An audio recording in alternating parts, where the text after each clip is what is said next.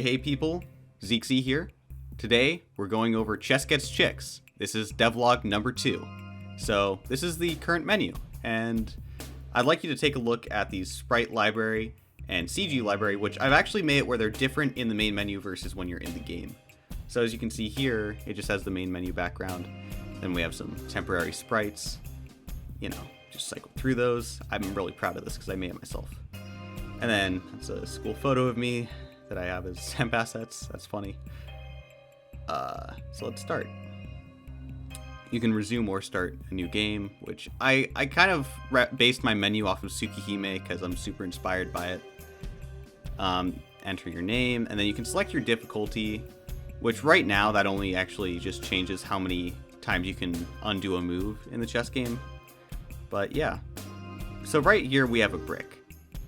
Now this is to demonstrate the most important system in my game, aside from the chess, the item system. So you can take that brick and use it on the window to break the window, which shortcuts you to open your map instead of going through your front door.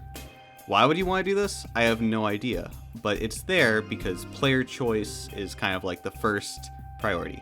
So here we actually have our shop, which is one of the most important and newest features. It's still a work in progress, but as you can see, we have item descriptions and pricing, etc. Here's some Chuhai, which will be used later in the game. You can drag it around, use it on items. I won't spoil what you use it for, but it's pretty cool.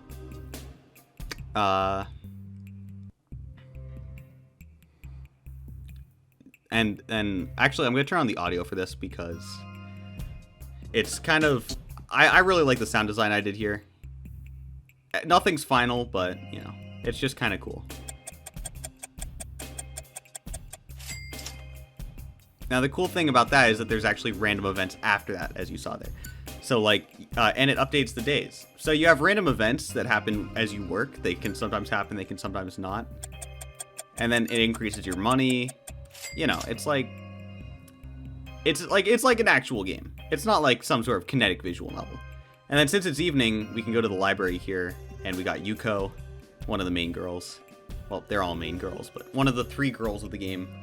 And then you can interact with her. And then, obviously, I don't want to spoil things, but her whole route, minus the writing, is implemented. So all the locations and times and stuff that you do with her has been added.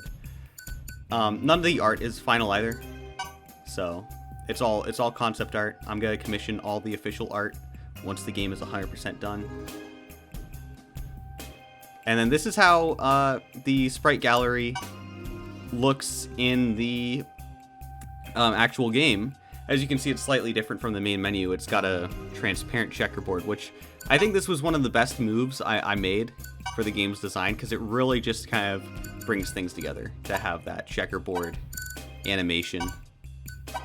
And then, obviously, these sound effects I stole off YouTube, so I'm probably going to replace these. But these button sound effects are just really nice sounding. And it adds a lot. Obviously, I'm going to have some friends test things out and see how intuitive the menu is. But here is some wonderful concept art done by Elixir. They will be linked in the description.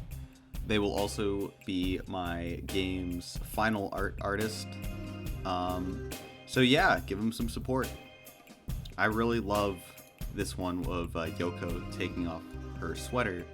It's just, I think that the skin tone, it's always been kind of a style.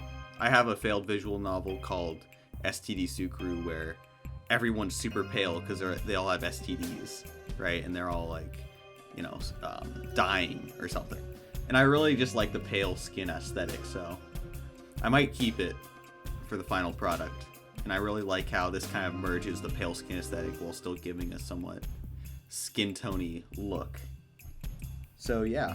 And then this is a redone sprite of Akemi, because Akemi's original concept art sprite it didn't really reflect very well on her character design, but this one I think really just hits the nail in the coffin in a good way.